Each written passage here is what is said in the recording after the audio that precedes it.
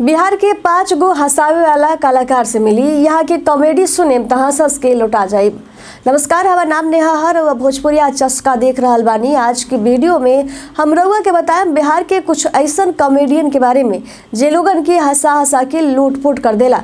एमे पहिलका नाम बा आनंद मोहन के। आनंद मोहन भोजपुरी फिल्मन में अपना कॉमेडी से सबका दिल पर राज करेलन। आनंद मोहन कई गो एल्बम में गीत गा चुकल बाड़न। यहाँ के बिहार एकमा थाना क्षेत्र के रहे वाला हवी। यहाँ के बचपन काफ़ी गरीबी में गुजरल रहे और शुरू से यहाँ के मन में सपना रहे कि फिल्मन में काम करस।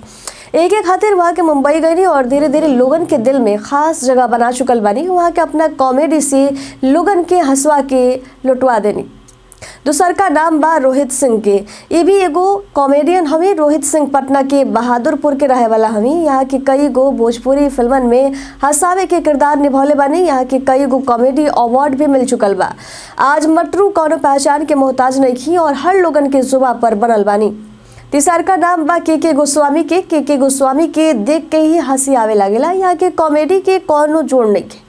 हाइट में छोट बानी यहाँ के और इस चेहरा के हाव भाव देख के ही रउआ के हंसी आ जाई।